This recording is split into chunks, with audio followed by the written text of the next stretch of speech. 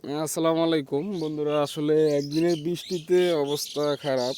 তো এটা হচ্ছে আমাদের দিনাজপুরের পার্বতীপুরের বর্তমান অবস্থা। তাই এখন দেখেন যে অনেক নষ্ট হয়ে গেছে ধরতে গেলে অনেক জায়গায়। আর আমাদের এই পাশে যে মোটামুটি ভালো ক্ষতি হয়েছে, আর এটা বর্তমান দিনাজপুরের পার্বতীপুর এলাকা। আর এই পাশেও আমি দেখাচ্ছি, এই যে দেখেন, মানে মোটামুটি একটা ভালো ক্ষতি হয়েছে। এখনো ধান কিন্তু অনেক কাঁচা আছে, ঠিক আছে। এই ধান পাকবে, হবে, অনেক দেরি আছে।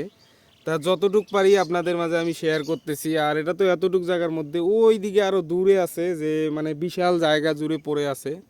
তা এটা আসলে বড় ক্ষতি হয়ে গেছে। এখনো এই ধান কিন্তু অনেক কাঁচা আছে, ঠিক আছে। এই ধান পাকতে অনেক সময় লাগবে বা অনেক সময়ের প্রয়োজন আছে। তা মোটামুটি এটা মানে ক্ষতি হয়ে গেছে ধরতে গেলে দিনাজপুরের পার্বতীপুর এলাকায়। তা এটা আপনাদের মাঝে শেয়ার করলাম। আসলে অনেক ক্ষতি হয়ে গেছে কৃষকের। তা যাক, আল্লাহ ভরসা।